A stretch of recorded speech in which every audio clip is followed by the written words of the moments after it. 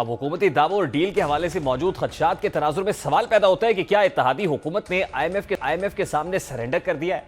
IMF से बेहतरीन मुज़ाकरात किस हुकूमत के हैं? क्या आईएमएफ के पास जल्दी जाना दुरुस्त फैसला या ताखीर से रुजू बेहतरीन है? आईएमएफ से डील किन बुनियादों पर तय की गई है? आईएमएफ की नई डील के असरात क्या होंगे, इंप्लीकेशंस क्या होंगे, सब्सिडीज कौन सी वापस ली? क्योंकि आईएमएफ का one of the prominent conditions was कि सब्सिडीज को खत्म किया जाए। वो भले पेट्रोलियम मसनूआत के ऊपर है, भले बिजली के ऊपर है, और फिर जो एमनेस्टीज उन्होंने दी हुई हैं उन एमनेस्टीज को खत्म किया जाए, जो हाल ही में इमरान खान साहब की हुकूमत भी अनाउंस कर गई थी। पीटीआई दौरे हुकूमत में वादों से इनहराफ के 22 फरवरी 2022 में इल्तवा का शिकार होने वाले प्रोग्राम की बहाली के लिए आईएमएफ और पाकिस्तान के दरमियान 5 नुकात पर इत्तफाक हुआ है। फरीकैन मुज़ाकरात का सिलसिला मुस्तकबिल में जारी रखेंगे। रियासत पाकिस्तान पेट्रोलियम मसनूआत पर दी जाने वाली सब्सिडीज जल्द अज जल्द खत्म करेगी। आलमी इदारा जायजा लेगा कि पाकिस्तान ने किन किन वादों से इनहराफ किया है। आईएमएफ आइंदा माली साल के बजट के लिए तैयार की जाने वाली हिकमत अमली की स्क्रूटनी चाहता है और आईएमएफ पाकिस्तान को इजाफी रकम देगा, मगर इसके लिए पहले तरीकाकार तैयार किया जाएगा। आईएमएफ से मुज़ाकरात के बाद उन्होंने महंगाई की नई लहर के खतरे का इजहार भी कर दिया है, ताहम वो टारगेटेड सब्सिडी देने के ख्वाहिशमंद है। के ऊपर सब्सिडी दे दी है। 70% लोग तो गाड़ी चलाते हैं। क्या एवरेज पाकिस्तानी गाड़ी वाले को, एवरेज गाड़ी वाले को सब्सिडी देनी चाहिए? ये भी आप सोच लें। और फिर उसके बाद क्या कि हमारी जेब ये जगह देती है। अगर आपकी हुकूमत कर चलाने से डबल खर्चा अगर आपको सब्सिडी में दे रहा है तो क्या हमारी जेब ये जगह देती है? तो ये नहीं आप कहिए कि मैं ये आपको कहता हूँ कि आईएमएफ की बात छोड़ दें। ये मिफ्ता इस्माइल खुद कह रहा है कि यार ये अफोर्ड नहीं कर सकते।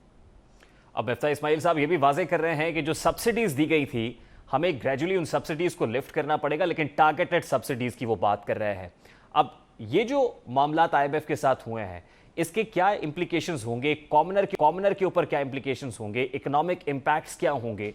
क्या वो जो महंगाई की बातें की जाती थी, माजी में इमरान खान साहब की हुकूमत को कहा जाता था पेट्रोलियम मसनूआत की कीमतों में बहुत इजाफा हो गया है, दिस इज़ अनजस्टिफाइबल, एहतजाज होते थे, उस पर सियासत होती थी, लेकिन अभी हुकूमत के पास क्या स्पेस मौजूद है, क्या मार्जिन है? बात करेंगे इस वक्त पाकिस्तान मुस्लिम लीग नून के मरकजी रहनुमा और वफाकी वजीर तालीम राना तनवीर साहब ने हमें ज्वाइन किया है। अस्सलाम वालेकुम राना साहब, बहुत बहुत शुक्रिया आपके वक्त के लिए।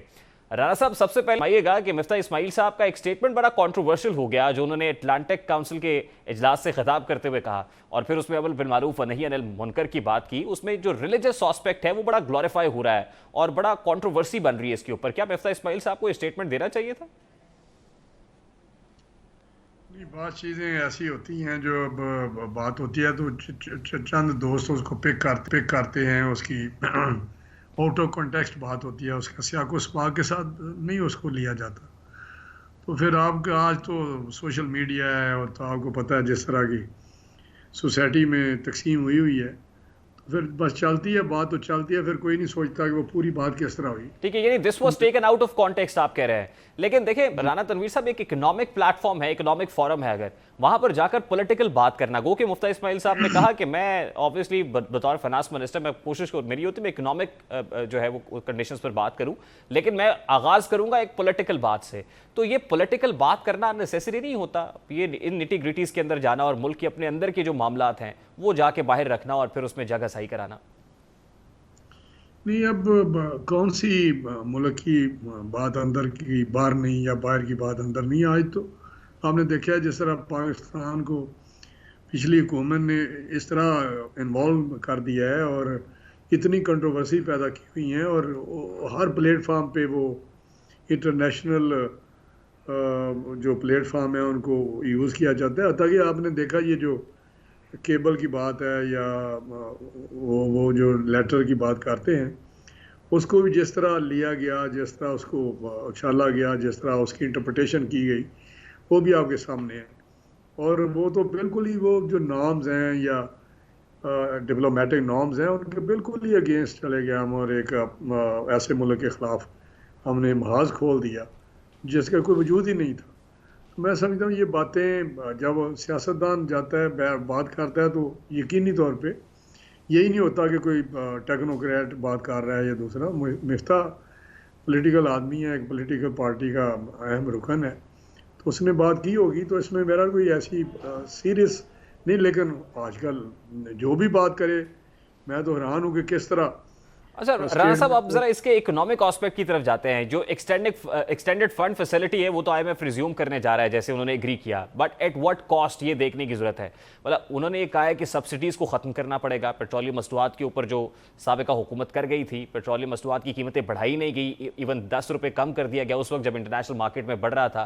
बिजली के नरखों में जो है वो वहां पर जो रियायत दी गई है सब्सिडीज उसको भी लेना पड़ेगा। जो इंडस्ट्रीज को एमएनएसटी दी थी वो भी वापस लेनी पड़ेगी। तो are we ready for that?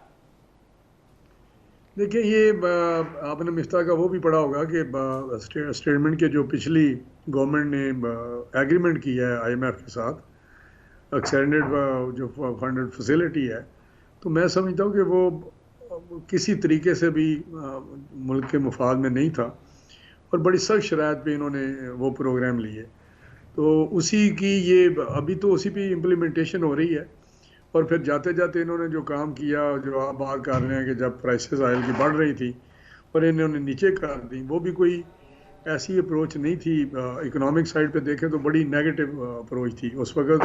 100% वो पॉलिटिकल एंगल, क्या उसकी कंसंट्रेशन थी, उनको पता था हम जा रहे हैं तो जाते जाते कोई ऐसा काम करें जैसे ये जो आने वाली हुकूमत ऑब्जर्व ना कर पाए। तो मैं समझता हूँ कंडीशन वही है, लेकिन जहाँ हम खड़े हैं वहाँ पे हमें, मेरा हाल है, उन कंडीशंस को पूरा करना है। लेकिन जहाँ तक हम ऑब्जर्व कर सकते हैं वो ऑब्जर्व करेंगे, लेकिन जितनी सख्त है। राणा साहब देखें ना, इन इकोनॉमिक कंडीशंस के मुताबिक इन शराइत पर अमल दरामद करके शायद इकोनॉमिक सेक्टर में तो कुछ बेहतरी हो, मतलब वो इकोनॉमिक साइड पे तो बेहतर डिसीजन हो, लेकिन उसकी पॉलिटिकल कॉस्ट आपको जो अदा करनी पड़ेगी।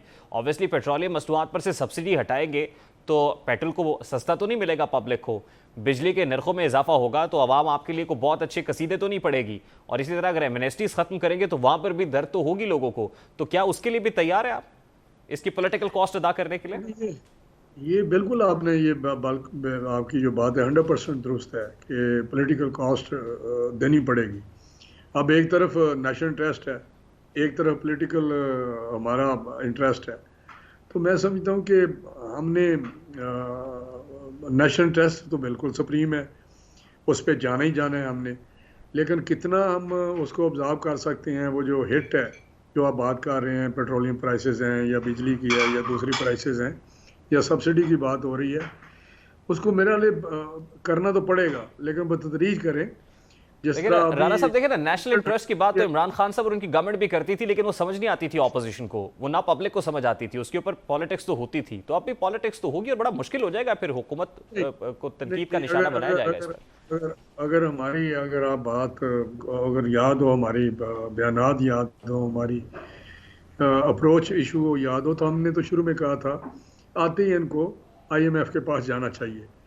इन्होंने डिले किया, जिस पे हमें इतराज़ था कि 6 महीने के बाद ये IMF के पास गए और फिर वो कंडीशंस इन्होंने माननी या माननी पड़ी इनको, जो उस वक्त इनकी पोजीशन बहुत वीक थी इकोनॉमिकली।